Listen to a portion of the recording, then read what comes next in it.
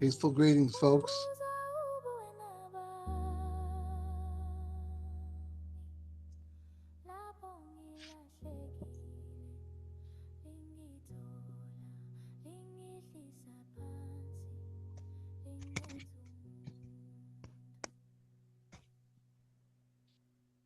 Can y'all hear me?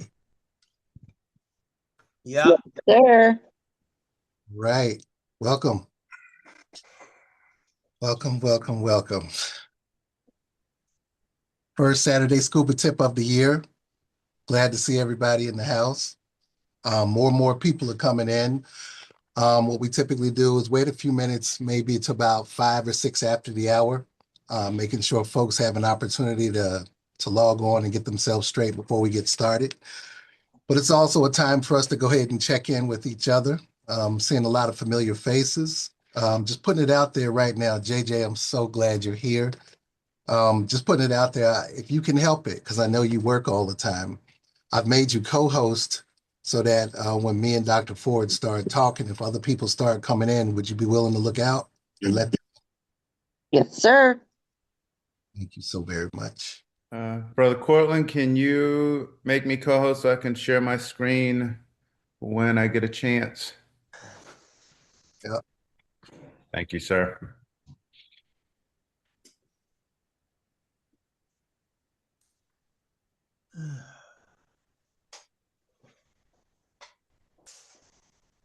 One of the trips I did with DWP last year was I ended up in South Africa in Sodwana Bay. And that experience left such an impression on me. So I was playing some tunes in the beginning, right before we got on. That's what inspired me to play those Zulu Nation South African tunes. I've been stuck on them. They help me study and everything. I'll send y'all a link if y'all want some work for that.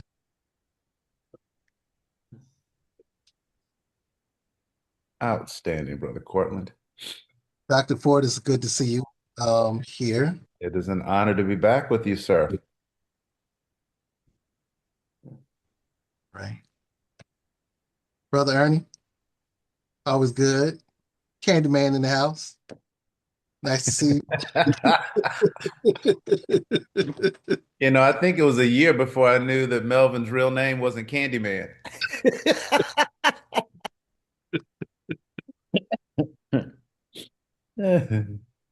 Oh, Anthony, we better do a good job. Both of our mamas are on this call. I see, Uh-oh. and I see Beverly. Uh-oh. Y'all behave now. Y'all behave. Not the mamas. I'm talking about the rest of y'all. Don't be asking no hard questions trying to trip us up. I'm just joking. We got you. But that's family. That's what it's all about.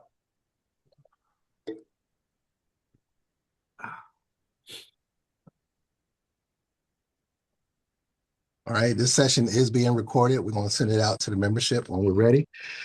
Um, I'm going to go ahead and get us started.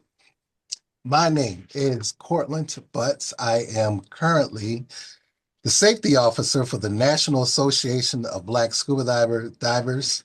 This is my fourth term, and should I make it all the way through this term, I'll be the longest running safety officer in the history of NABS, and it's been my pleasure. So thank you all for being here. This is one of the ways in which we indoctrinate ourselves to the STEP objectives of AquaCorps: safety, training, education, and professionalism by providing these live Saturday scuba tips, which was actually the idea of another AquaCorps person and our summit chair and I can't remember what her other role is, Jennifer Ford. She's the one that came up with Saturday scuba tips. And then we started talking one day and she said, well, I'm doing these each Saturday, but what if one of the Saturdays that we do something live from AquaCorps? You think you can handle that? Yes. We've been doing it ever since. So it's our hope and pleasure, like we said, that we operate in these STEP objectives. Today is we're going to do a bit of a co-facilitation. So it's myself doing a presentation along with our president, our current president, Anthony Ford. Typically, the format that we have when we do the Saturday Scuba Tips, we always ask 4 questions. The first question is, how'd you get involved in scuba diving in the first place? Because people typically have a backstory. Why'd you get involved with NABS? Third question, how'd you get involved with aquacore after you got into NABS? And then the fourth question is always centered around what's going to be the presentation for the day? What are you going to present on today? So the way we're going to play it this time, like I said, because we have co-facilitation, I'm going to let Dr. Ford take the lead the way I typically do, whereas I'll be the host. He'll lead with those questions. And then when it's time to pass things off over to me, he'll do that and I'll start in on my piece, if that's going to be okay. All right. With that said, Dr. Ford, please go through our 4 questions. How'd you get in the why NABS? Why Aquacore? What do you plan on presenting today? Thank you. Thank you, Brother Courtlandt. I always have to remember to do them in order. In diving, my career in diving started after doing a Discover Scuba in Jamaica back in 1999.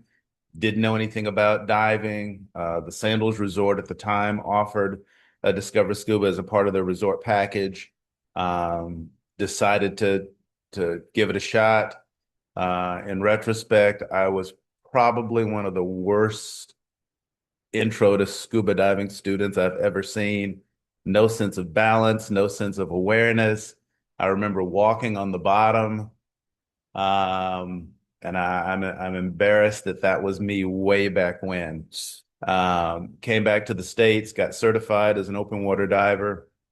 Met a really nice group of folks in my area. Met my mentor, John Cooper, at that time, who has been instrumental up until he passed, and even since he's been gone, about mentoring me and guiding me in the realm of diving, and then kind of continued all the way through until I finally became a course director trainer with NAUI. And so it's been an interesting journey for me. In terms of NABS, I found out about NABS through Andrea Williams, a college classmate of mine. We were talking about homecoming, and she happened to mention that she was affiliated with an organization called NABS. I didn't know anything about it. Wound up connecting with the local Atlanta club, Atlanta Underwater Explorers at that time, and went to my first summit in Florida. It was that same Florida that the Northeast folks got snowed in. I think Kamau couldn't make it or was delayed in making it because people had a really hard time getting out of the Northeast down into Florida. And so that was my first introduction to NABS, to anything that looked like aquacore. It's the first time I think I'd seen that many of instructors of color or dive professionals in one location, which was fascinating. I knew it couldn't have been just me, but it's so different when you see so many people who look just like you, who were much more accomplished than I was as instructors. And with regards to aquacore, I think the second summit that I attended, which was in Roatan, I decided to become a part of aquacore. I did my first scuba refresher there. I remember Brenda and Mr. T, I think, were my aquacore members on my first boat in Roatan, and that was a wonderful experience. I learned a lot. I learned to be on time when the boat leaves. I learned to be on time. So that was my first experience with aquacore, and I've been affiliated and been a part of them ever since. And it has been a life-altering decision. So I'm very, very, very grateful that I did. In terms of my topic today, I want to talk a little bit about where we're headed going forward. So for those that I have not met, my name is Anthony Ford. I'm the current president of the National Association of Black Scuba Divers. And during this tenure, at least the first year, hopefully both years, I want to focus on outward-facing programs. I want to focus on things that benefit the community, benefit divers, benefit the organization. My first tenure had to do with a lot of infrastructure rebuild, but I want to spend a lot of energy focusing on what we can contribute, how we can contribute as an organization. Uh, One of the initiatives I think that people have been able to see is the Women's Weekend Symposium that we are co-sponsoring with the Unicorns. And all of the publicity that I was seeing that revolved around the International Women's Day or International Women's Weekend of Diving, I never saw anybody who looked like us, ever, in any of the promotions from any of the agencies. Um, there was just nobody who reflected us. And it dawned on me that if they won't do it, then we can do it. One of the things that I've appreciated about NABS is that we have a tremendous amount of potential in terms of our resources. Most organizations have lots of ideas, but no resources. We have plenty of resources. We just need to channel those resources into productive ideas. And that's where that idea came from. My hope is that we will do that on an annual basis. It will be the start of what I hope we continue to do, which is to set the bar. So if things don't exist, then we create them. We have the resource to do that. We have the intelligence and the personnel and the skill set to be able to do anything we wish to do, including things that don't exist, including programs that don't reflect us. And so instead of asking for someone to include us, then we'll blaze our own trails. We'll show up, we'll be present, and we'll set an example that others will wish to follow. And so the symposium is not just about diving, but it is about networking. It is about improving. It is about educating. It is about awareness. And so the women of NABS have done an outstanding job of putting in the framework and creating the infrastructure to where it's not going to be just about diving, but there will be speakers, there will be educators, there will be health professionals, there will be business people, so that everyone who leaves hopefully will feel smarter than they did before they got there. And so you don't have to be a diver to attend this symposium. That's one of the things I think we've been a little narrowly construed in thinking, in that we continue to cater to just divers, but there are people out there who want to be divers, people who have kids and grandkids and cousins who may be divers or who may want to be divers. And so our approach and our reach should be broader than just us, but to introduce everybody to who we are. And that is my mantra going into this year, is that I want NABS to be everywhere, everywhere. Any place that there, any time that there is a place for people to be in the aquatic environment, I want them to think of us. Not only our presence, but our leadership and our skill set and our ability to make any place that we attend better. So the Women's Symposium is one of the initiatives that I'm excited about starting or getting underway, and you should see a lot of that on social media. The next one that I want to start is called the One Level Up Initiative, something I'm very excited about. One of the things that I think we can do is to make sure that we're focused on educating ourselves and educating our community. So I'm challenging the membership, I'm challenging the officers, I'm challenging the club presidents and club members to go at least one level up this year in some aspect of the aquatic environment. Just one level up. This is how we get better. So if you can't swim, learn how to swim. The ability to swim is a basic life-sustaining skill depending on where you are. Even if you may not be interested, you may have kids or grandkids who will be in the water, and you want to make sure that you can assist them and help them and intervene. You may have family members who may need your skill set. So if you can't swim, go one level up and learn how to swim. If you know how to swim, go one level up and become a swimming instructor. Help other people embrace and appreciate swimming the way that you do. That's how we get better. If you don't know how to scuba dive, go one level up and learn how to scuba dive. Understand why we love it the way that we do. Understand why we will travel the globe to be around one another and embrace diving to the degree that we do. If you're an open water diver, go one level up, become an advanced diver. If you're a rescue diver, go one level up and become a master scuba diver or a dive master. Start to embrace the joys and the fulfillment of being a dive leader, because we need leaders. We certainly need divers, but if we're going to set the tone, set the bar, set the example, we also need to do that at the leadership table. We need to be at the table where decisions get made. So when people are talking about who to support, where should we devote resources, where should we devote attention? If we're not at that table, then we may not be represented. But at the leadership level, then you can insist that your voice, your concerns, and your perspective reaches the light of day. So if you're an instructor, then consider becoming a master instructor, a master scuba diving instructor, a specialty instructor, an instructor trainer, and my favorite, become a course director. Set the tone, set the bar, be in a position to where you can have a maximal impact on the diving community that you love so much. And this is not just for divers. If you don't know how to do CPR or how to provide first aid, become a CPR certified individual. It is a life-sustaining skill. We all have family members, parents, grandparents, children who at any point may be in distress. And your ability to help them could make a significant impact on the quality of their lives. And so it's not all about diving. It's about education, and it's about making an impact with that education. The beautiful thing that I mentioned about NABS is that we have the resources to do anything we choose to do.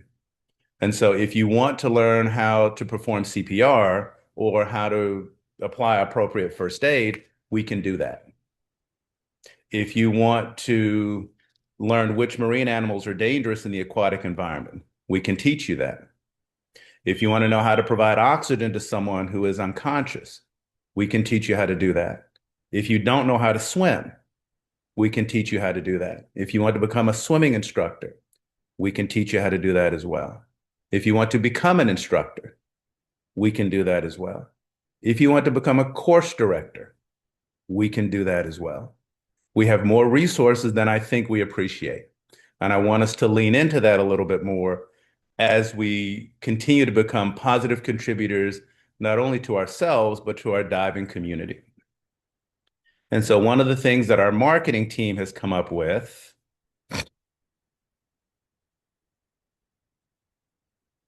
is a logo design for this initiative. Very excited about it. We have some really strong people who are putting in a lot of work to make the visions and the initiatives that we're thinking about come to fruition. So at some point soon, as we're developing our online store, we will make these shirts and the paraphernalias available to the membership. So my hope is that you will embrace this challenge of going one level up. You will share that challenge with us through our social media platforms. So when you do go one level up, let us know about it. Tell us about it. Tell us about it on Instagram. Tell us about it on Facebook.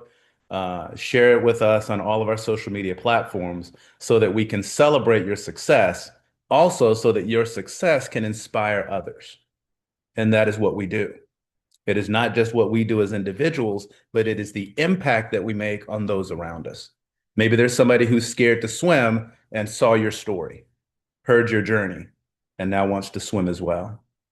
Maybe there's somebody who's a dive master who thought about being an instructor, but has never seen a lot of instructors of color. And it's intimidating. But if they see your journey, then they know that someone has gone before them, and they'll embrace that same challenge. And so I really want us to lean into this. We're going to celebrate it. We're going to talk about it on social media. We're going to celebrate it at our events. So I would love to see at the Women's Symposium, 40 women with these shirts on, in the water, taking photographs, taking videos, exclaiming to the world that we have the ability to do and accomplish anything that we choose to, that we can set the bar. We can set the stage. We can set the limits. We can set the parameters of what it means to be a person of substance, to be connected to your community, and to continue to strive for excellence. And so I'm really, really, really excited about that. That is the female version. And oops. So I'm not leaving anybody out. And that's the blue one. So this is our initial mock-up. I think we're going to make a few more tweaks to it. But my hope is to see all of us representing this One Level Up initiative, letting the entire diving community know that we care about our education, we care about the people in our community, and to that end, we will continue to push to go one level up to be smarter, safer, and better at what we do. So one of the things that I've talked to Brother Courtlandt about is how do we do that as an organization? How do we do that as a part of the aquacore system with the tremendous amount of dive leaders and dive professionals that we have? And so I'm going to turn it over back to Courtlandt so he will show us how we can go one level up as a community.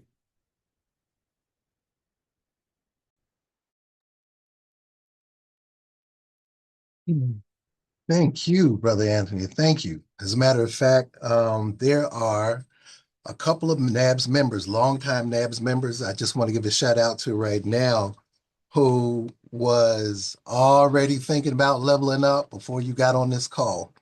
I want to give a shout out to Sabrina Johnson and Kamal Siddiqui, as they are newly minted water safety instructors for the American Red Cross. Okay. I mean, they literally just got certified, I think, a couple of days ago. So go ahead and give them a shout out. And then they had the nerve to text me that information. I was like, why? You know, y'all about to go to work, right? Like, why would you say that?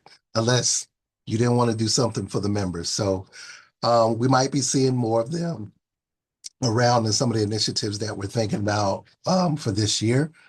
For me, as safety officer, whatever we got going on, I'm always looking for ways that we can go about it safely and to reduce risk and liability. So sometimes if I'm coming along saying, that's a great idea, but please understand this. It's not that I'm trying to limit anything that we want to do in the organization. It's just I have a responsibility that says whatever we take on, we need to mitigate risk and we need to lower the level of liability that we're exposed to. So if my mind's always operating in that space, that's where some of the parameters are showing up from. And I'm telling you, I want us to get better. I'm down with the verticals. It's just the way that we have to get it done to protect the organization, which is one of my jobs. With that said, I have a presentation that I want to share. And go here.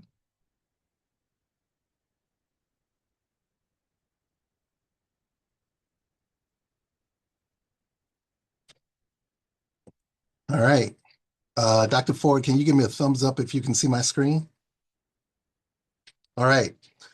So leveling up your diving, how we become safer, smarter, more aware, and a more aware diver at any level. So Dr. Ford laid out multiple levels that we can ascend to, but we promised that we're going to give y'all some tips. And really, this is about a mindset that I want to continue. It's not that we haven't been doing this.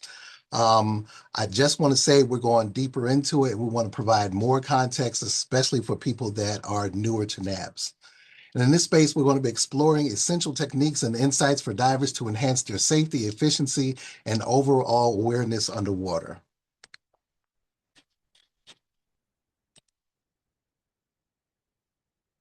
All right, opening. Truth about advanced divers.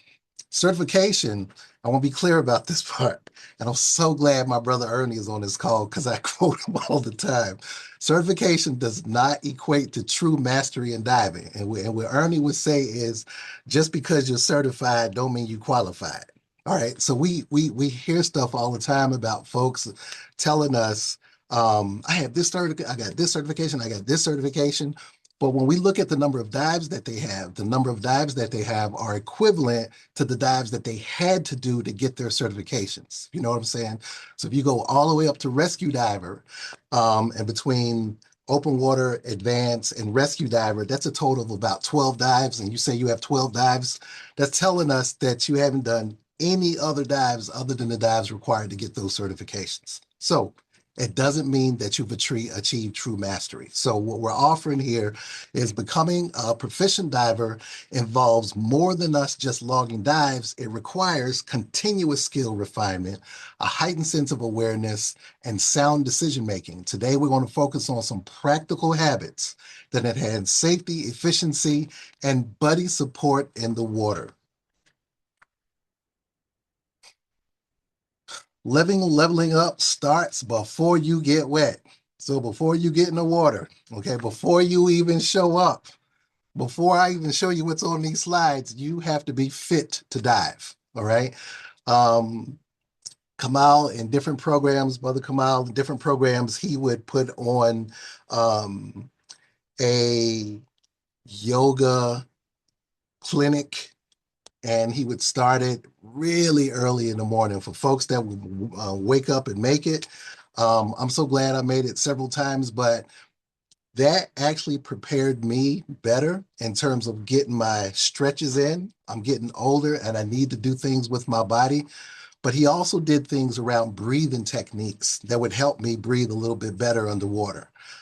He's got his own reasons why he does things, but I'm telling you the way that it impacted me. These are some of the things that I would have folks to consider that gives you safer in the water. Now, to go a little bit deeper, check the environment thoroughly.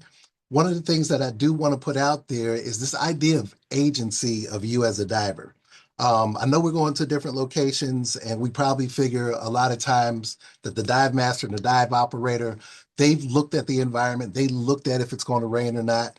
And a lot of our members do that too. Sometimes I'll get text messages saying, "Hey, Courtlandt, did you see the weather? There's a storm coming in. Are you sure we're going to dive today?" And even I'm like, "Oh, I was just about to check that, but I'm glad you got on it too." But I want to put this responsibility across the board on everybody for you and your own safety.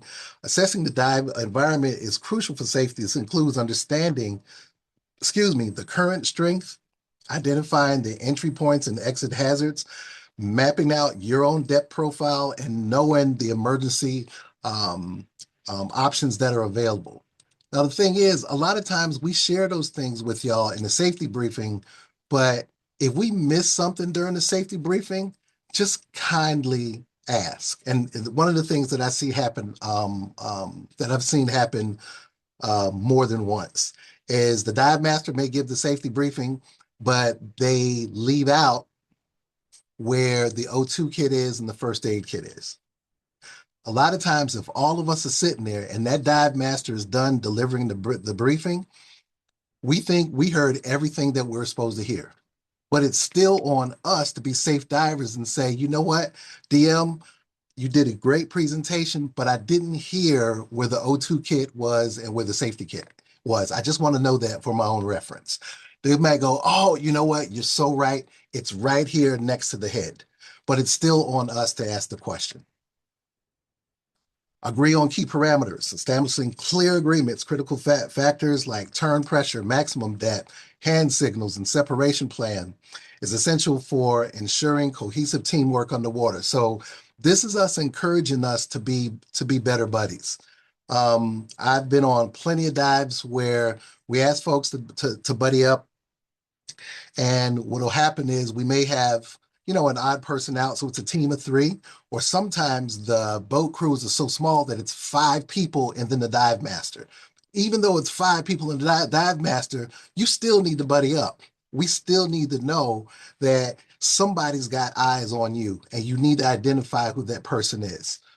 Turn pressure, just to go ahead and put it out there for folks that are not used to hearing this term. No matter where the dive master is going, you all have a pretty good idea about how you consume gas.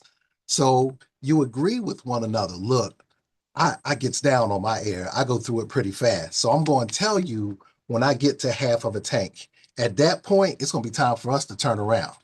What if the dive master doesn't see it? We're going to signal to the dive master, it's time for us to turn around because we are low on air.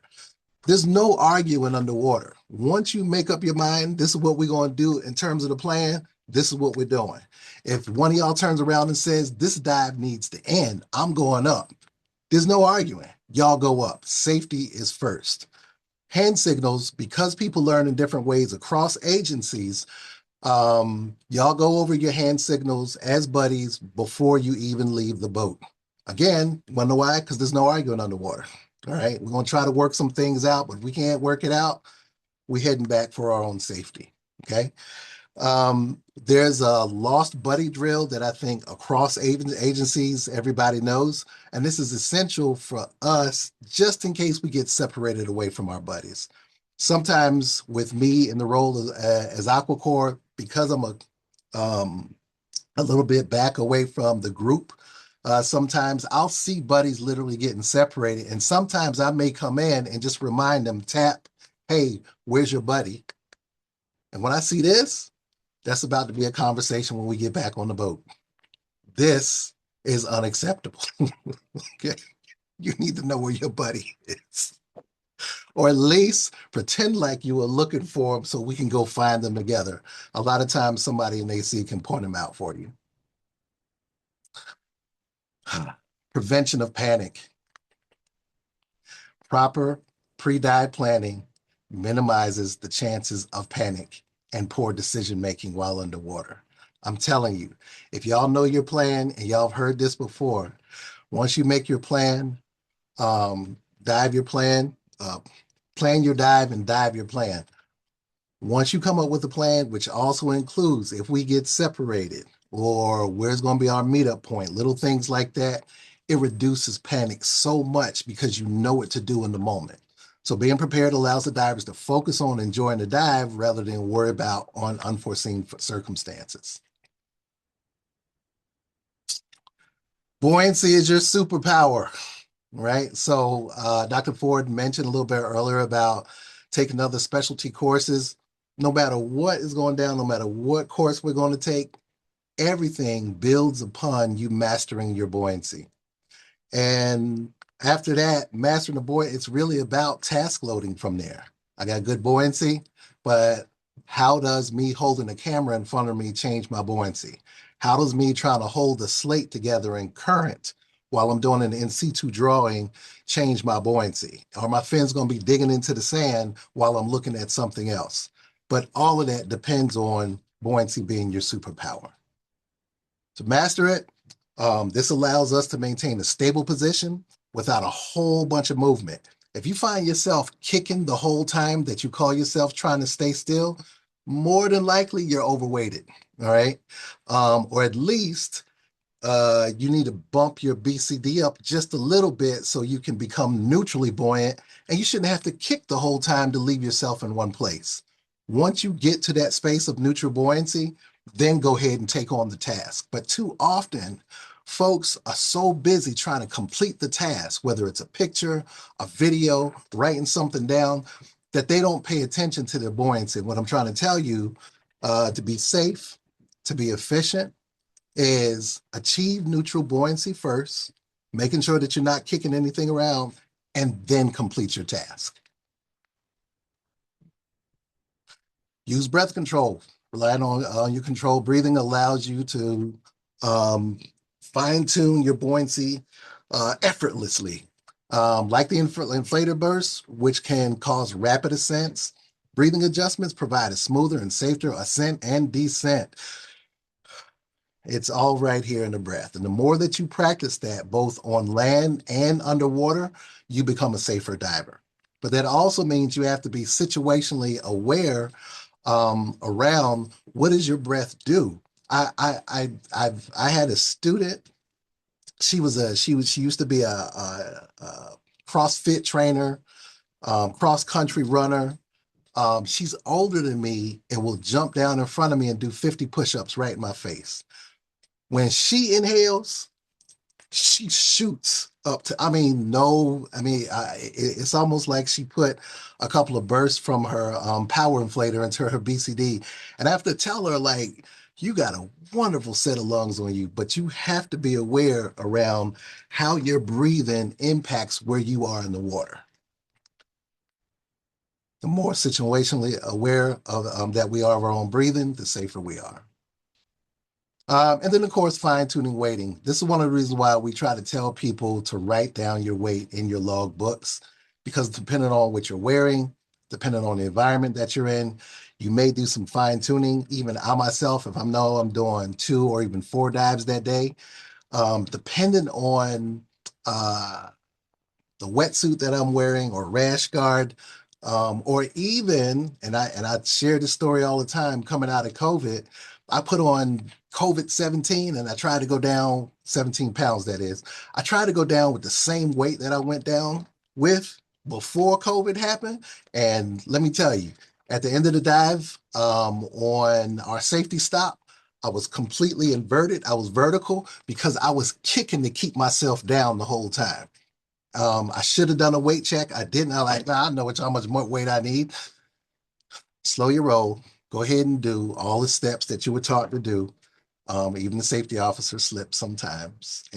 But I learned after that. I said, you know what? Let me be honest. I put on some weight since COVID. I need some more weight. Let me do a weight check before I drop this time.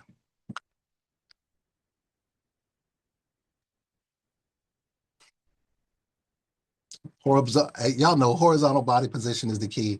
We are trying to make sure that we're not kicking up any sediment and that we're not kicking over any coral. What we try to avoid is that vertical position and people bicycling through the water. Tuck away your hoses. Too often we have folks don't bother putting away their SPG. It's dangling in the water a lot of times, or even their octopus. Sometimes we have those octopus keepers that are fairly loose. And after we do our giant stride into the water, it comes away from our set. We have to reassess and bring those things together. So just making sure that we're streamlined underwater. That extra drag actually costs you air. You may not notice it and may not feel like a big deal, but if you have a couple of hoses dangling from you, I'm telling you, it's impacting how much air you consume. I know y'all have seen this. And it's one of the things I've gotten to the point where I try over and over again with my students before they get out of my class. I'm telling you, we're about to do your checkout dives. It's 2 things that cannot happen here. You can't do an uncontrolled descent, and I cannot see you bicycling in the water. Again, this is another thing that's really going to consume air for you. Not only are you not in the optimal position to breathe, but that position costs you a whole lot more air, and then you end up draining through it. Breathe like a diver, not a sprinter. Slow and relaxed breathing, like Kamal taught me. And I'm sure a lot of y'all have done some of this work, but I can't stress enough, especially here in Atlanta. It's supposed to be hot land. It's 18 degrees today. This is definitely something that I can sit around and work on just to focus on my breathing. If you do diaphragmic breathing, like breathing from your diaphragm and not necessarily your lungs, I taught even a couple of other instructors that technique. It changed the way that they breathe. And I'm telling you, adding 200 to 300 PSI consistently across their dives, just from focusing on breathing from your diaphragm instead of your lungs. All right. Situational awareness. You'll hear us talk about this. I try to get past this real quick because the AI, you'll put in black scuba divers and they have black scuba divers with no regulators in their mouth. I don't know what they were laughing at. I don't know what AI was thinking about. However, I'll fix that picture a little bit. I thought it was funny though. Like, what y'all laughing at? And he got bubbles coming out of his mouth. To be transparent, I'm blaming that on AI because I forgot to take it out. So I don't want y'all to think the safety officer put somebody up there and they had a regulator in their mouth. That was AI's fault. All right. Anyway, monitor your depth. So when we start talking about situational awareness, there are things that we want you to look out for. Monitor your depth. Your current depth is crucial to manage your bottom time and ensure safe ascents and descents. Monitoring this can help in making informed decisions underwater. The short of it is when we start talking about monitoring your depth, for me anyway, I try to tell people check your gauges or at least give yourself some point of reference, a natural point of reference while you're underwater so that you realize where you are in the water column. All right. Every now and then I want to check my gauge. If I have a watch, I can just flip my wrist backwards, back towards me so I can see the depth that I'm at. Either way, just mentally make sure that you realize where you are. It's one of the things that worries me sometimes is I'm diving with a group of people and I can feel them. I can, out of the corner of my eye, I just see people starting to float up more and more. Now, I told them we're going to maintain 30 feet. That's where we're going to be. I look up at them. I do this. And then they give this back to me like, I don't know why I'm going up. I'm like, yes, you do. Pay attention to your breath. Uh, Deflate, vent, let some air out of your BC. But whatever you do, come back down here. If we're paying close attention to our breath and to when we actually have to vent, we won't dump it all at once. So you come all the way back down and then you go past me. We don't want that to happen either. But being situationally aware allows you to make micro adjustments while you're on the way.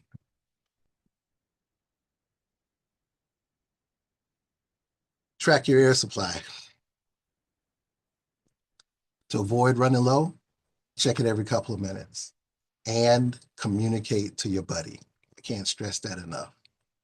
Whenever you check, communicate with your buddy. It's just a good program to run on.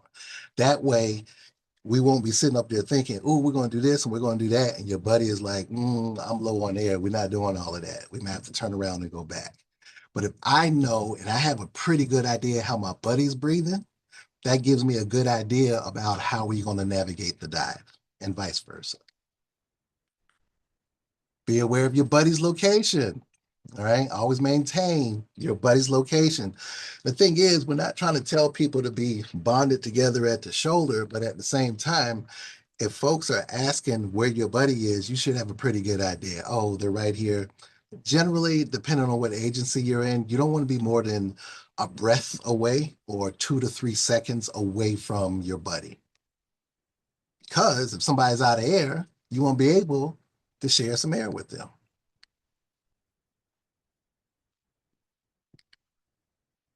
Just went over this, be an active buddy, stay in close proximity. Allows us to make quick interventions, promoting a safer diving experience. Task loading. Overloads can lead to mistakes.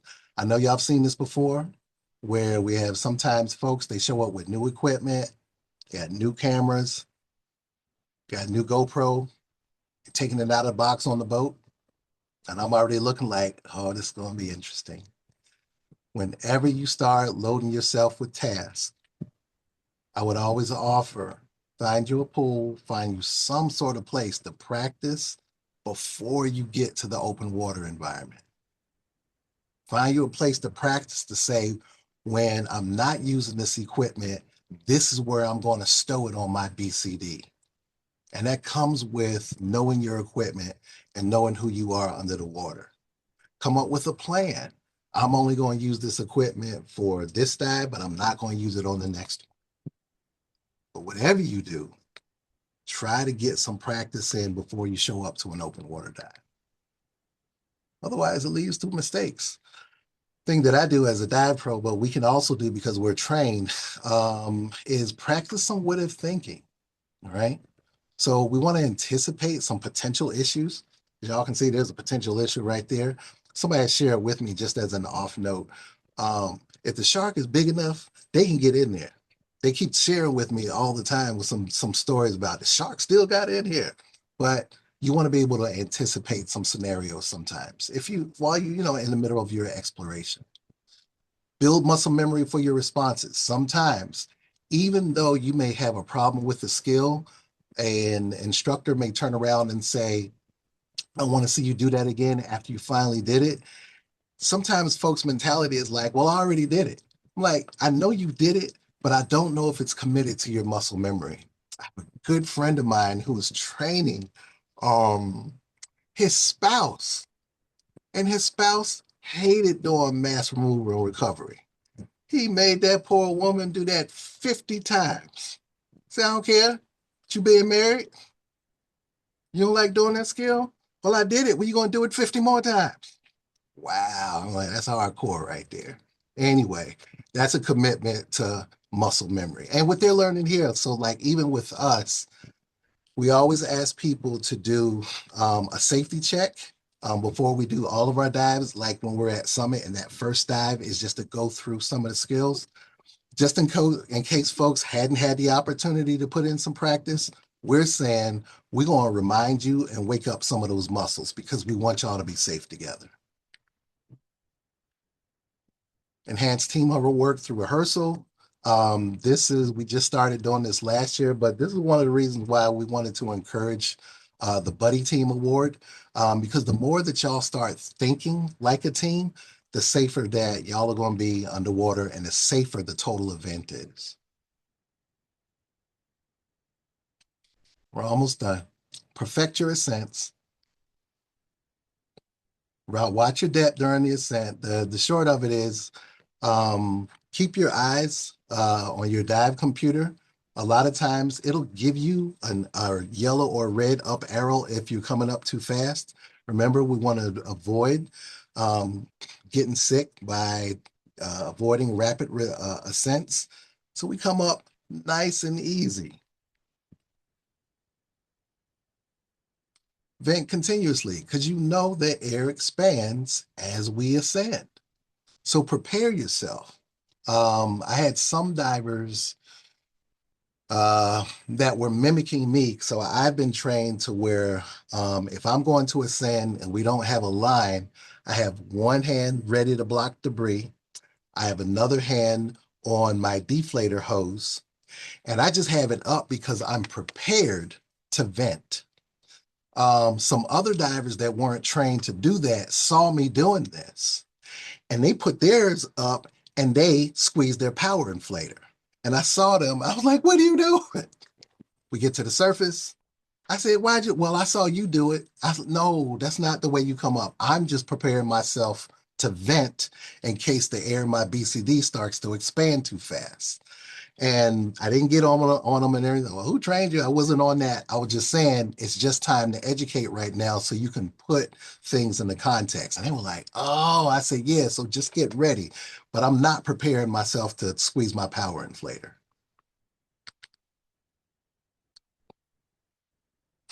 Safety stop with stable buoyancy. Y'all know the deal. It's better if sometimes it's easier for folks if we have a line. But if you really want to if you really got pink buoyancy and it's like not a lot of current, just go ahead and float horizontally and hover right there between 15 to 20 feet, keeping your eyes on your dive computer. Either way, every breath that you take at that depth is really going to be felt. So you really got to pay attention. It'll bring you up faster and it'll drop you faster. Get back on the boat after each dive. Reflection enhances skills. Like reflecting on your dive to identify both strengths and weaknesses fosters continuous improvement. By asking what went well, you reinforce positive behaviors. Can't tell y'all like when the first time well, one of the times after I became a diver, and they would always say, plan your dive and dive your plan.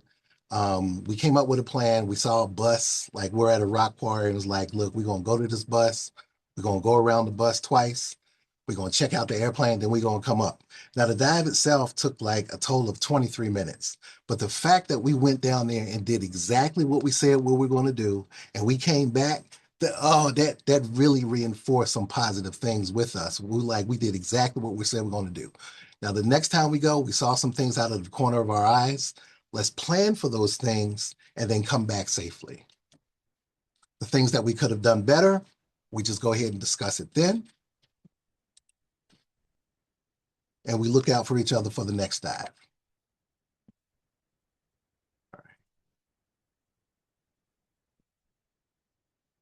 Just name this, identify struggles for improvement. Sometimes it's an air thing. Sometimes it's a bicycling thing, which leads to an air thing. Sometimes we got too far away from each other. Y'all probably have your own list. But it's always good to discuss them immediately after the dive. When I say immediately, I'm talking about after you've got your gear set up for the next dive, then go into the discussion. Set goals for intentional practice. The only thing I want to point out is sometimes people set goals around coming back with more air.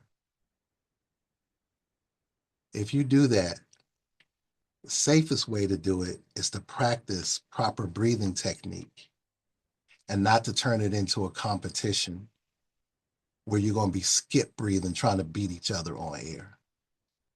There's a couple of people in the Aqua Corps, I can tell you right now, my own deputy safety officer, Ruthie Browning, our past president, Andrea Williams, our summit chair, Jennifer Ford. I don't even ask them what their air is because they embarrass me. But if I'm low on air, that's who I'm going to my low air sequence, and that's whose O2 octopus I'm grabbing because they always come back with plenty. Final message. Leveling up is not, leveling up your diving is not solely about the number of dives logged, but rather about the conscious effort that you to improve and refine your skills that enhance safety and efficiency underwater.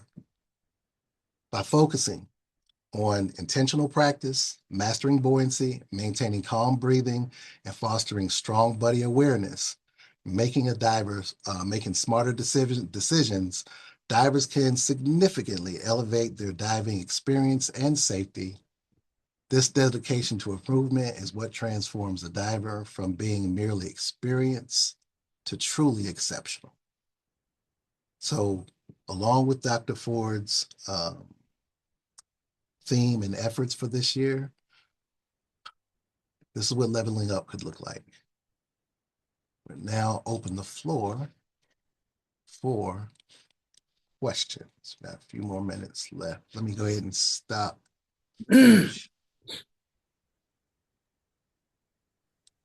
By the way, that was me and my spouse that Courtlandt was referring to in terms of the fact that Jennifer Ford absolutely hated to take her mask off. And he is correct. I had her do it until she couldn't stand it anymore, and now she has no problems taking her mask off. So I'm very glad that she isn't on this call, and we'll keep that right amongst family right here. And so I'll make sure that the link for this doesn't go out so that she don't see it because she may have some PTSD that may kick in.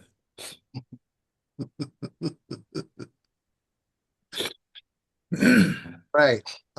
Anybody have any questions right now? Walt Moran has his hand raised. And then Candyman. Got you. Then Jennifer Jones. Hi, Walt Moran with Aquatic Voyagers Scuba Club in New York. I'm still pretty new, under 75 dives. Would you like to say something about weights and wetsuits? Last time I dived, I was wearing, I think, a 3 mil full body, and I needed more weight. And just a couple of words. Yeah, the shortest thing that I could say is the thicker your wetsuit, the more weight you're going to need. So typically what happens is if you dove with a 3 mil and you know what that weight is, you know how to get to the bottom or start to go under in the pool, just be prepared to add 2 to 4 more pounds if you hit the ocean, if you hit salt water, because as you know, salt water is more buoyant than fresh water. All right. And so after that, I would typically start with just adding 2 pounds as I went up in thickness on my wetsuit to see how that works for me. All right. And then you got to play around with it. Because I got to tell you, for example, on cold days, I dive with a 678. It's a Neotech semi-dry suit. The thing is, with that suit, um, I went up, I did the formula like I just told you and everything, and I put on an extra 12 pounds, and I already had a 6 pound back plate on. I was still floating. The thing is, that suit, because it was so thick, it required some decompression. So I had to swim myself down to about 10 feet to really get all the bubbles and the air and stuff out. And once I did that, I was negatively buoyant. I was like, man, I got to take off some weight. So my point is start with your 3 mil and see where you are in the pool and um, fresh water. Add a couple of pounds of that, but do your weight check when you first get off of the boat. And if you can help it, go up 2 pounds at a time until you can do a proper weight check. So could I ask the guy to hold a couple of extra pounds for me when I go off the boat the first time? Yep. Yes. They're used to that. And they'll tell you a lot of times if they're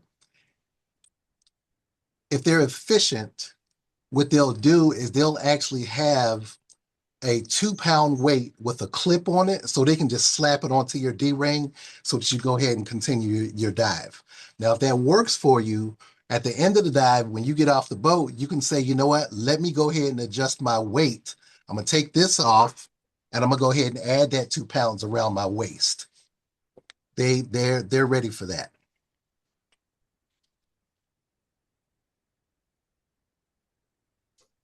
We're good? Thank you. You're welcome. All right, Candyman, you're next.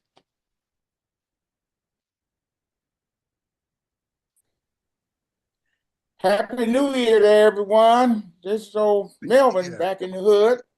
Hey, And this Melvin. is to piggyback on something that you said in your presentation with regard to ascending. I had that experience happening to me, and I wasn't even aware of it, that I was ascending. The issue was that my power inflator was slowly putting air into the BC. Mm-hmm. Mm-hmm. And I said, "Boy, didn't know anything about that." So how we got, I was diving with Dive Hard, Mm-hmm. Mm-hmm.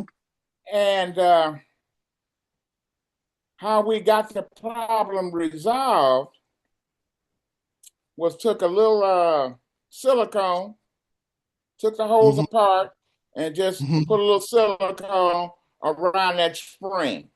Around that spring. You're right. I got you. And I said, wow, disconnecting the power hose under the water. I said, what book is that in? They said, no, it's not in any book. So on my next dive, I tried this. I disconnected the power hose. Whoa, hey, this is all right.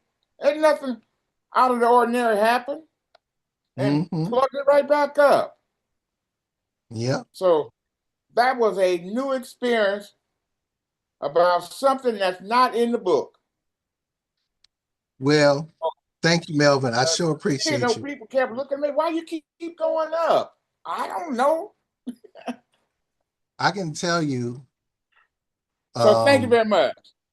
Thank you. I appreciate you naming that. I can tell you a couple of the books have been updated, and in open water now they teach manual inflate underwater. And it's for one of them reasons that you just named. Maybe it happened to enough people to where they were like, let's put this in the book. And now in our open water courses, we teach people to disconnect that power inflator if you know that's the problem underwater. But you can keep on diving. You just have to have that practice of bzzz and blowing up the BCD yourself and then keep breathing while you're still underwater.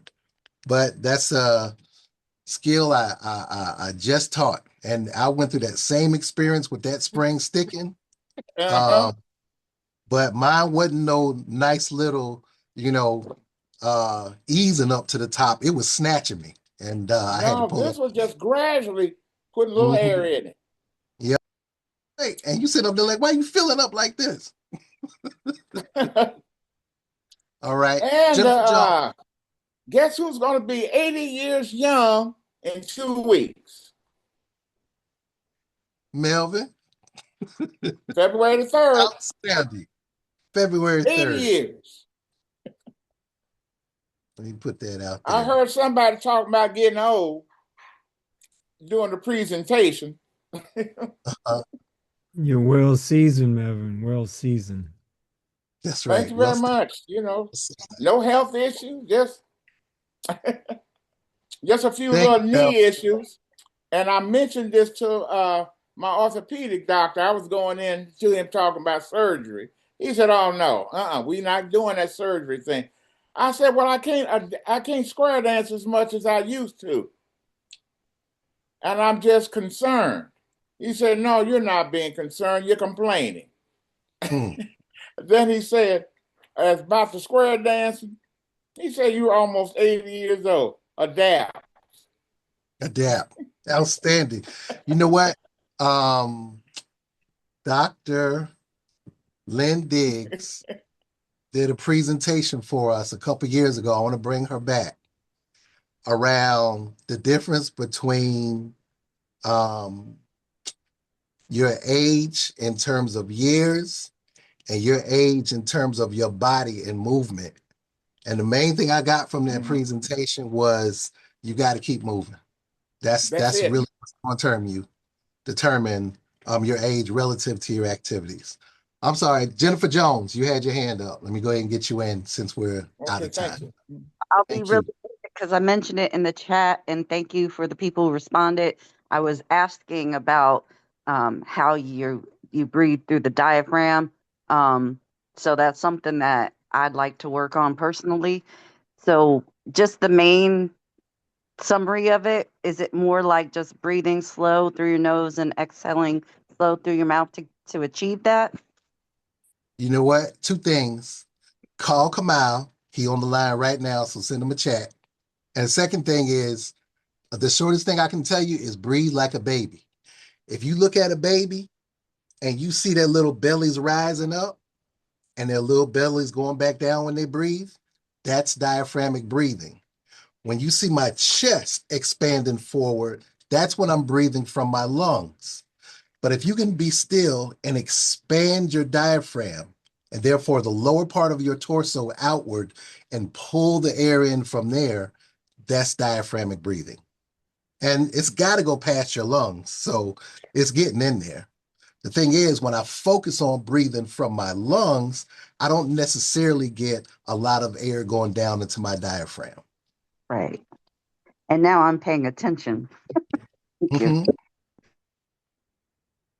All right. Anybody else? Walt, get your hand Yeah, back. follow up to that. I like to have the sash and the really tight on my belly. And you're saying maybe it should be a little looser so I can breathe from my belly? Well, the thing is, if that sash is properly placed, it should, the cummerbund should come around the bottom portion of your diaphragm. So it shouldn't restrict it at all. If it's coming across just under your rib cage, then I would suggest that you drop it down a little bit lower by loosening up the shoulder straps a bit, depending on what type of BCD you're wearing, and making sure that when you do tighten it, that it tightens just under the bottom third of your torso, but So just under the belly button. that's right, right, yeah, under in that space. That's where you want it, above your hips, Ah, but just under your belly button. So that above your belly button, that's the part that you want to be expanding and tightening up for you to breathe. Ah, Mm-hmm. Thank you thank for that. you. All right. All right, you all. I really appreciate y'all being here. And the recording is out. We also have, I think y'all can get us pretty easily if you just go to the NABS website. If you want to answer some more questions, we got your back. If you want to continue any conversation directly, I'm putting my personal and only cell phone number in the chat because the safety officer is really concerned about your safety. And I want to make sure that y'all have access to not just myself, but AquaCorps members in your respective areas that you shout on to make sure that you participate in leveling up one as our president. Courtlandt, Brother Court, is there anybody else who's gone one level up already? I'm sure it's a bunch of people. Let me see. Is it in the chat? Anybody you know personally? Oh yeah. You know what? Just to go ahead and model one level up. I've been an instructor for a long time. I'm now a NAUI instructor trainer. So now I can put people on the path of training them to be instructors. All right. I don't know how long it's going to take, but I am heading for course director, and I got to get my numbers up in terms of dives. I'm spread out a lot across a lot of other agencies, so I might be reaching upon y'all to go ahead and join me in some classes. So, but we're gonna help each other. Okay, I appreciate that. I love it when Hello, you lead by example, sir. That's right. hello. Is it too late to ask a question? Negative. You can definitely ask a question. Okay. So, I have a problem where when I first get in, I feel like I'm overweighted. And then when I do my safety stop, I'm a little nervous about, staying at, you know, 20 feet. And sometimes I've had to like invert myself to go back down. Mm. So I think it may be my breathing. Um, are there any videos? I had to step away from the call, and you may have mentioned it. Are there any videos to practice like the diaphragmatic breathing? Because that may be my issue. Dr. Ford, you want to take this one? And if Yes, you've sir. answered that, my apologies. No, ma'am. I think this one's new. Without seeing you dive, it's a little difficult to give you specific guidance. A lot of it is awareness. Um, One of the things you can do when you first get in the water is take a bearing on something that's fixed. And so if you're diving over a shallow reef and it's 30 feet down and you can see the bottom, if you continue to get closer to the bottom, then you're still descending. If you're getting away from the bottom, you're still ascending. So once you determine where you want to be in the water column, then you can use fixed structures in the water or even other divers in the water. You can use your dive guide, and wherever they are, they're at 30 feet, then that's where you would want to be. And so then it's about a matter of adjusting how much gas you put in your BC versus how much gas you take out of your BC, whether or not you added a wetsuit to Walt's point, that'll change your buoyancy. If you added a hood, if you added gloves, if you added a more padded BC, that can change your buoyancy characteristics. And so I think I'd really have to see what you look like in the water and to see how you're making the adjustments. But it really comes down to awareness. And so don't be afraid at 20 feet. Once you get to 20 feet, stop and then figure out what your body is doing. So if you're looking at other people in the water, let's say there are 6 of you and you're all at 20 feet. If you find that you're rising above them, then go ahead and dump some air. If you realize that you're dipping below them, then just add a couple of puffs, just a few puffs of air to your BCD and see if it makes a difference. Give it about 3 to 5 seconds to see if anything is going to happen. The other thing I think people do is that they expect immediate results with regards to buoyancy, but there's always an adjustment period. So even if you let air out of your BC, it usually takes a couple of seconds for you to start sinking. Same thing if you add some air to your BC, it's going to take a couple of seconds for you to start to rise. And so to me, it's not, I would never want you to feel uncomfortable. I would want you to feel empowered. So once you get to 20 feet, scan the area. Am I rising above everyone, which means I got too much gas?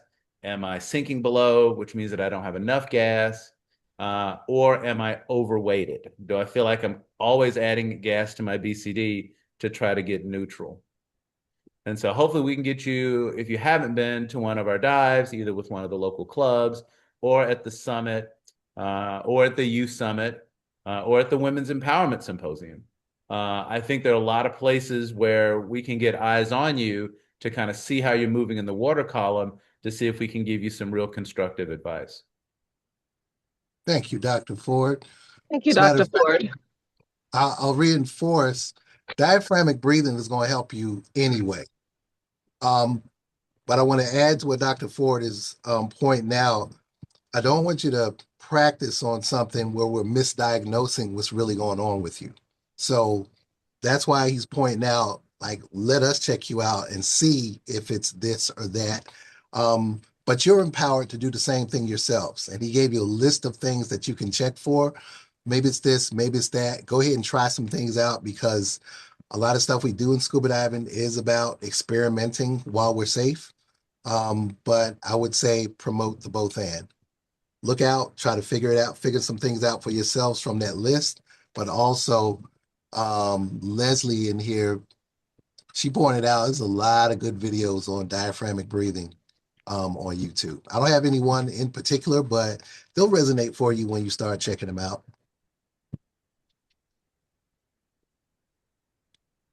Or call Kamal. He's on the call.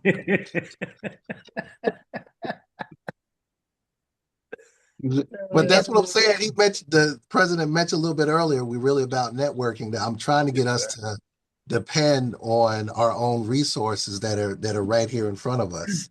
We got some real experts who've been putting in work, proven work for a long time. And this is where I pick things up from. I really appreciate this opportunity. I don't want to sign off without mentioning, as far as NABS is concerned, without the vision of Dr. Jose Jones and Mr. Rick Powell, we wouldn't be here in this particular space doing this, but I'm glad they had the vision to go ahead and bring this community together and keep it going. Eric Blackman. Real quick, I'm wondering, as anyone, President, or maybe you had any experience diving with those new Avilo tanks that are supposed to help you get, like, dead set with your buoyancy. You are talking to the right person. I am so glad that you asked that question. Yes, I have. As a matter of fact, the CEO of Avelo will be doing a Saturday scuba tip for us in March. And so the guy who invented the entire system, Mr. Aviad Kahana, very nice gentleman. Had the chance to meet him on my travels over the last year or so. Extremely smart business person, and he is taking his product all over the globe.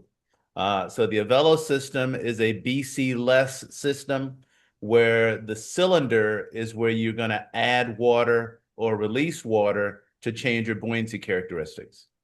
The beauty of it is that it's really easy to get neutral at almost any depth. So you can go from 10 feet to 70 feet and just stop. By the same token, you can go from 70 feet to 10 feet and just stop, because there's no BCD. There's no cylinder, there's no jacket that expands with air when you go up and down. So the cylinder contains a rubber bladder that holds the gas, and then there's a pump system that'll pump water into the cylinder, between the cylinder and the rubber reservoir, and that's how you become more negative, and then you can release the water to become more positive. And so it's a pretty ingenious way to redefine buoyancy.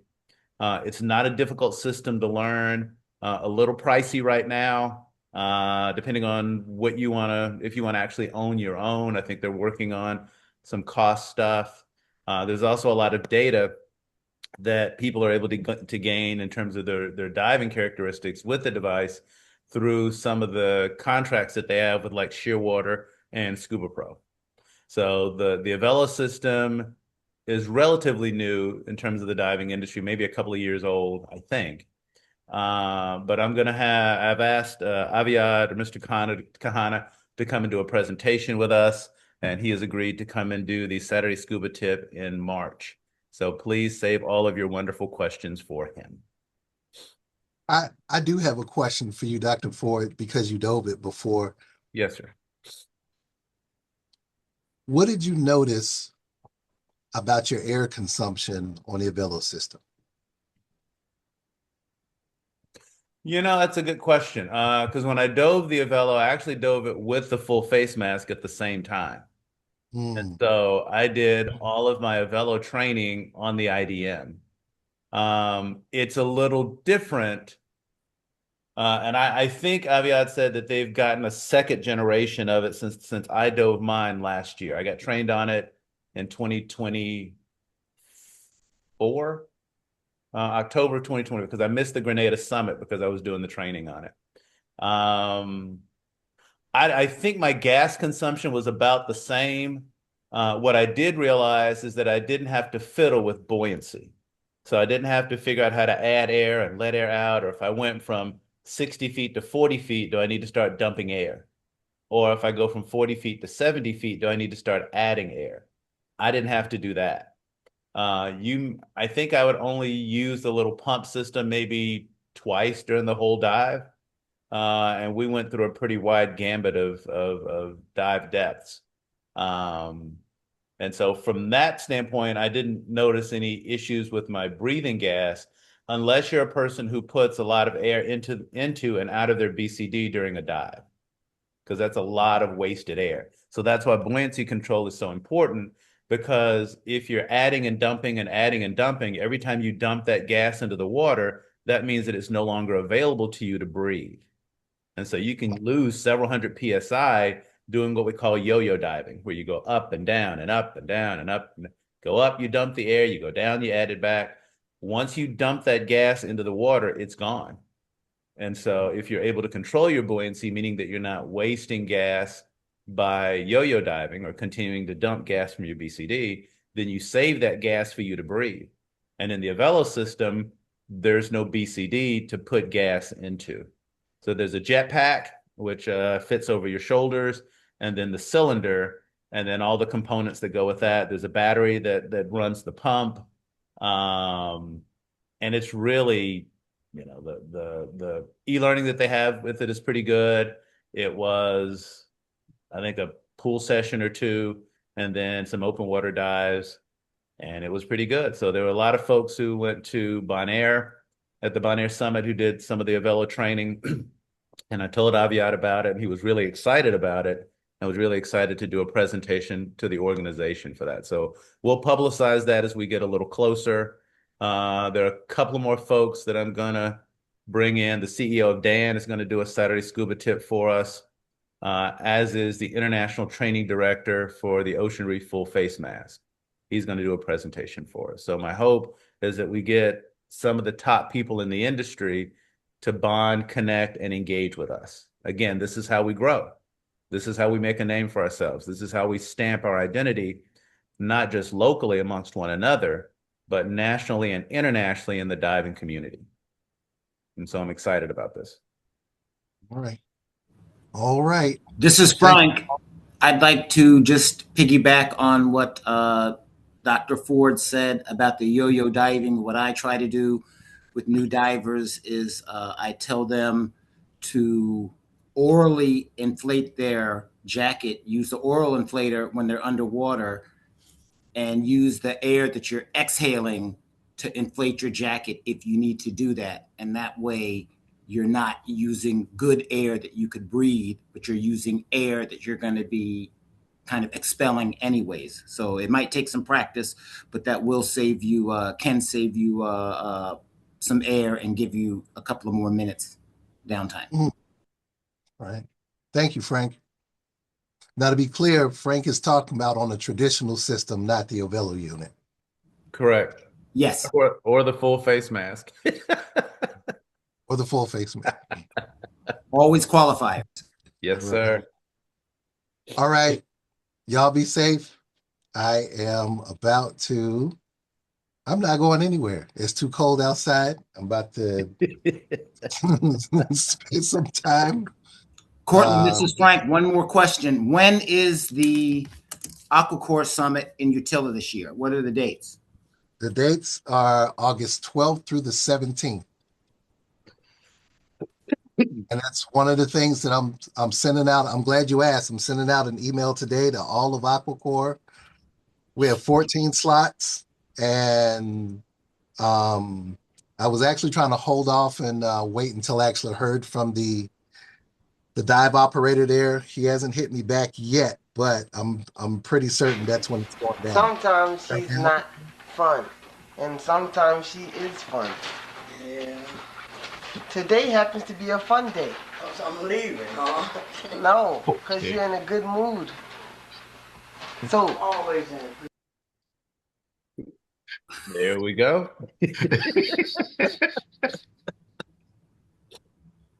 I prefer the fun times too. So tentatively, the aim is August 12th to the 17th. I need to get confirmation from the dive operator before I put it in stone, but that's what we're heading for. We got that eclipse happening on the 12th, so just be ready. Yeah, I appreciate that. Thank you. Not our fault that we're there. Ooh, I like that. I may have a better vantage point seeing it from Utila. I want to see what the path of it is. Or is it going to be a total one, or is it going to like cut through certain parts of the country? It's total if you're over in like Iceland or Spain, Europe. I don't think that area will be total, but significant. Thank you, Eric. I appreciate you naming that. Nerd. And before we wrap up, I do want to make one more plug again for the One Level Up initiative. I'm hoping that this catches on. I would love if my club presidents are on. Please talk to your members about it. Go back to your clubs, share with them this same desire. It's really a push for us to get better, smarter, safer. And again, I would love to see more of us at the leadership table.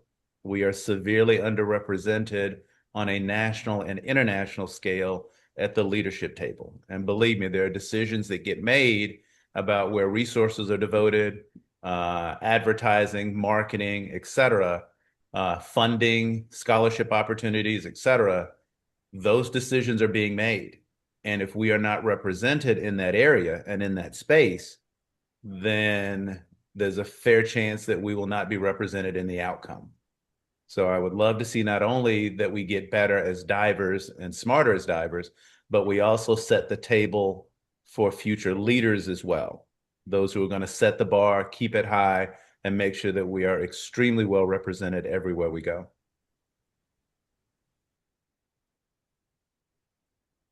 All right. Tanisha actually asked, is it appropriate to ask for what kind of workout practices are best for scuba? I can just tell you, aerobic training is always good because we want to be fit. We want to make sure that you have a strong heart because your entire circulatory system is under pressure the deeper that you go underwater. So anything that we could do in terms of making sure that our hearts are in good shape, that we have good flow, that we're doing some of those breathing techniques. Nutrition is a really big thing because you don't want anything clogging up your arteries. A couple years ago, Kat Harris she's in AquaCore. She's also a researcher at DAN, Divers Alert Network.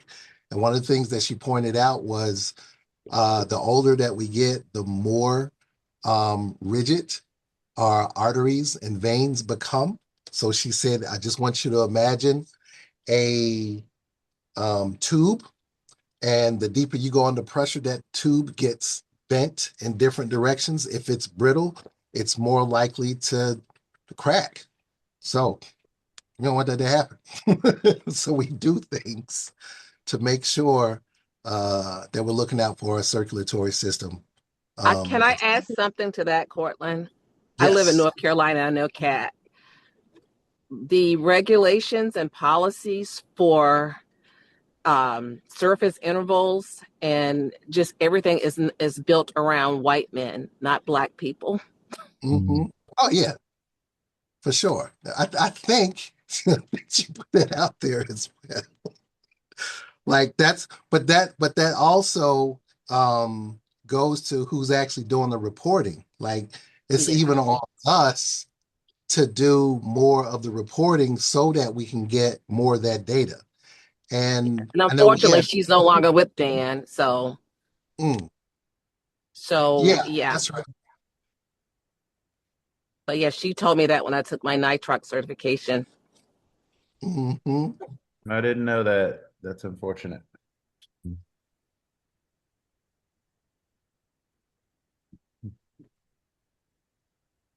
Courtlandt had put it out there in terms of his number. I'll also offer my email address, president@nabsdivers.org. So if you have any questions, comments, concerns, or issues, please don't hesitate to reach out to me. I will certainly do my best to get back with you as soon as possible.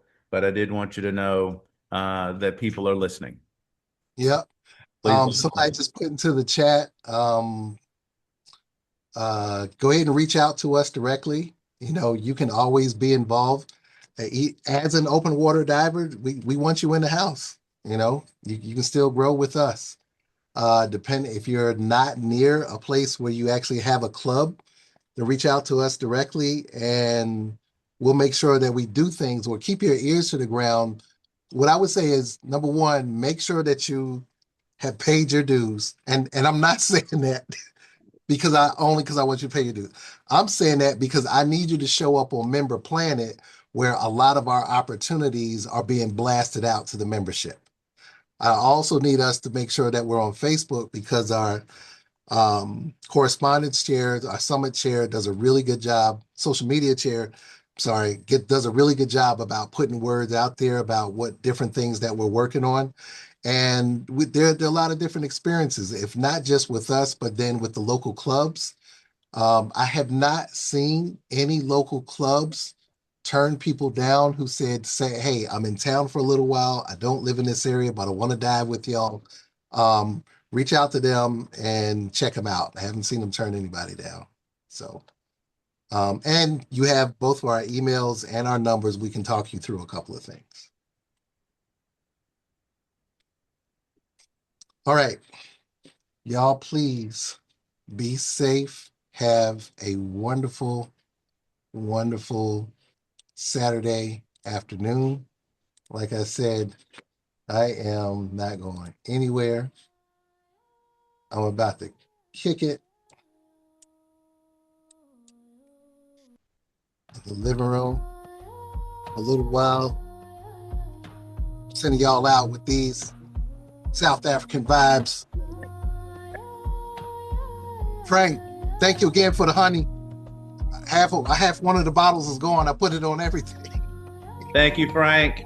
All right, always. Me and my wife have been going at it, I'm telling you. And Paul Roberts, I did send your email to one of the club presidents of one of the Atlanta clubs. Thank you very much. I just sent the message out so I can try to reconnect with everybody. Yep. Okay, if you don't hear anything, send me a follow-up email just so that I know that the loop has been closed. And if there's a problem with it, let me know and I'll take care of it. All right, appreciate it. Yes, sir. You guys have a wonderful day. I'll talk to you guys later. Peace and love. Sir. Courtlandt, can you hang for a minute? Of course.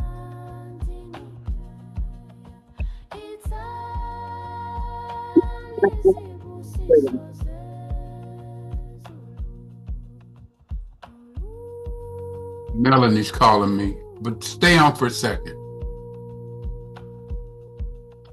Hey, Mel, let me call you right back. All right, okay. First of all, great job. That was a very inspiring presentation from both of y'all, man. I'm telling you, you hit. I appreciate that coming from a longtime educator. Oh, and that was the other thing I just sent you personally in the text. I am now a professional